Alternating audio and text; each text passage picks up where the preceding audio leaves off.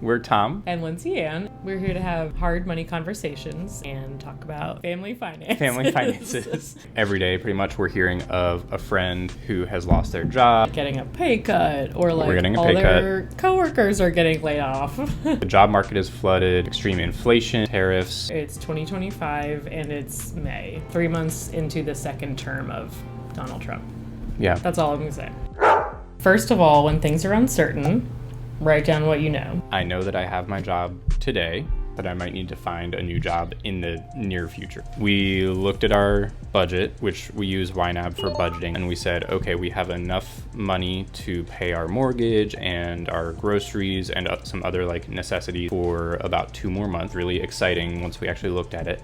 And then we wrote down like some contingency plans. If we both lost our jobs, we were having absolutely no income, what were the actual steps that we would take in real time? Yeah, so thinking about different jobs we can apply for if necessary. Tom has a salaried job. I have a photography business. They're both unstable in their own ways. Basically, he either has a job or doesn't, and I kind of have ebbs and flows in my job, and it is really nice to have one of each of us in those 2 different categories. And we also are just very entrepreneurial and like having multiple streams of income. Hence, finally starting the financial YouTube channel. This is actually part of our contingency plan. Tip number two. Identifying your bare necessities. What are the cold hard numbers of what it takes to actually sustain your life as an individual? Yeah, things that you can't cancel, can't change. Can you cancel all your streaming subscriptions? Like, you have to pay your rent, you have to pay the electricity bill, the water bill. Not only the things that you can't cancel, but the things that you won't cancel. Taking some agency and identifying like what are the things that you truly prioritize. If you have a pet, technically your life would go on if you got rid of your dog and you didn't have to pay for their food or their vet bills, but your life would be terrible. We don't have dogs, we have cats. People like dogs. People like dogs more than cats. And you have to know your own life. Okay, what are the things that I am willing to give up in a time of uncertainty in order to like make sure that I get to a more stable place? Another thing we wanted to touch on, what are your negotiable costs? So things that maybe you can think a little bit outside the box for to get either like a reduced rate, or you can defer a payment. Extreme situation, you can do things like defer your mortgage. You can call them and actually talk about options. Or you could look at like your insurance rates, home or renter's insurance or car insurance, and actually shop around. Or just call them and tell them you're shopping around and see if you can like shave off a little money there. They might give you a lower rate. Oh, and cell phone bills are up for reducing rate if you're like, I'm switching to Verizon. So just like a framework for actually identifying your bare necessities. And it's kind of based on like Maslow's hierarchy of needs. Yes. He's a psychologist and he made a triangle, and at the bottom you have like food, shelter, water, clothing, and sleep. What are the things in your budget that you need to actually like maintain for that? And those are pretty easy to identify. You're gonna pay your rent or your mortgage. Yeah. You're gonna buy groceries. You'll pay your water bill and your electric bill. I don't want to only have those things, but in an extreme situation, you might need to. In the end of the video, we just want to talk about what can I focus on? What are some good things that I can focus on, some paid and some unpaid, to retain a quality of life that will keep me mentally healthy and feeling stable. And the way I like to think about it is think about what you can sacrifice while still being you. For example, there might be a hobby that's vitally important to your life that, yeah, technically you would go on living if you didn't do that hobby, but it's super important to you and it's something that you want to prioritize financially. Do that. Yeah, and for example, we didn't have any trips booked with our 2 kids for the summer. One night we were just like, are we gonna not book this trip or are we gonna book it? We read the refund policy, so basically we have a date by which we can cancel the entire stay and get fully refunded, and at least it's reserved for now. We were able to do that because we had looked holistically at like, here's what we are going to cut. And by the way, we decided to cut Netflix, Hulu, Peacock. We're keeping Apple TV Plus technically, but we're cutting a lot of streaming services. Yeah, and it did add up more than I expected. I mean, they've all basically doubled in the past 5 years. We bought a $35 DVD player. Another way that you can get creative in an unsure time is like maybe you're really aggressively paying down your student loan debt or credit card debt, it's great to get rid of debt. But like, think about your own situation. It make more sense right now to go back down to the minimum payment rather than like super aggressively pouring money into my debt so that I can have a little bit more cash on hand as a reserve. The tool of choice that we use is called YNAB. You need a budget, YNAB, YNAB. And there are some really great ways to manage your bare necessities versus your superfluous things that you want to spend money on. The way that I like to do it is, before any uncertainty was happening, I set up a filtered view called bare necessities. And it was like, okay, if we had no income all of a sudden and it was like a true emergency, what are the things that I would still need to be paying for?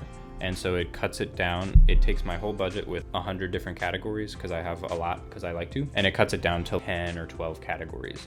And it's the obvious things like rent, electric, water, blah, blah, blah.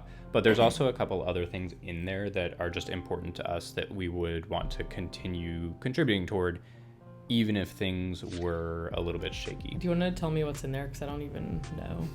Sure. Since we're not using that. I'm opening up YNAB, reading your fortune, doing macro data refinement, sense and sensibility. Severance reference and Jane Austen. Also, YNAB, if you ever see this, Tom really wants to work for you. He's wanted to work for you for years.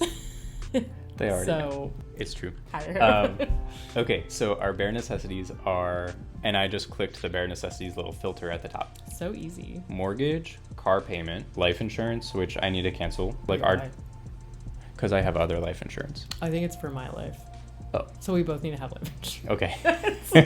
We need to cancel half of it. Anyway. So those are like the basic needs. Fixed expenses are things that are very important and the amount does not change. Flexible needs refers to things that you still need, but it's not going to be the same amount every month. But like, it might be a little more, it might be a little less month to month. Like groceries. Like you generally spend the same amount on groceries each month, but like it might be $50 give or take.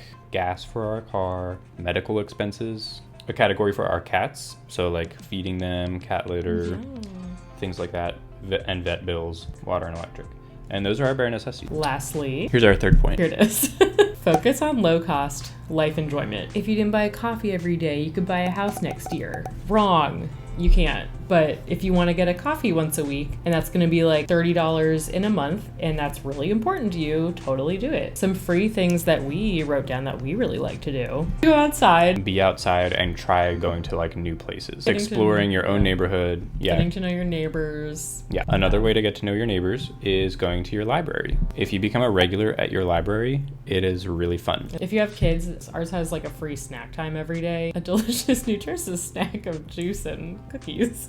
But that makes a big difference, because for the kids, it's like we're going out to a thing and we're going out to eat. Yeah, we're going out to eat, but it's like they get a snack and a juice box, and it's totally free for us, and then they can like play at the library, and oftentimes we run into friends at the library. We get some books, we get some new DVDs. Yeah, if you cancel all of your streaming services, they have a lot of the stuff. Like you can get Ted Lasso on DVD at the library, and like Severance.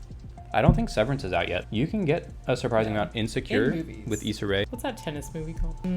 Transformers? No, Robots in Disguise. No, it's something like that. With Zendaya? Yeah. Challengers. Challengers. Thankfully, Tom had watched the original Mean Girls before we watched the musical. Visiting friends. Trying to do special things with your friends that feel like an event that you're going to, but it's just at someone's house. Yeah. The other night we did, for a friend's birthday party, we did like a PowerPoint night. Everyone prepared their own presentation, and there were prizes that were just bags of candy. Those are 3 tips for budgeting in uncertain times. Having mental sanity in precedented financial times. Although Tom was just saying the other day, if every year is unprecedented, it's pretty precedented that it's unprecedented. Yeah. At this point, I'm not expecting things to get any easier, maybe better in some ways, hopefully. Well, thank you all for joining us. If you listen to the end, like, comment, subscribe, all of those things. Yeah, we want this to be a conversation. What do you do when things get tough? What are the things that you cut? What are the things that you keep? And what do you do?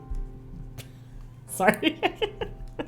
What do you do for fun when you need your spirits to be lifted and you don't want to spend money? I will say all the things we mentioned are definitely more extroverted, but personally, I like getting my library book, coming home and just reading it. It doesn't feel like I'm going out and doing something that would cost money, but I mean, I didn't buy a book. Yeah, that's true. You borrowed it. The introverts are fine though. They know what they can do. They know they can just stay at home. Endless plans. Yeah, they're fine. Well, they're not, but they do have plans. All right. Thanks, y'all. Bye.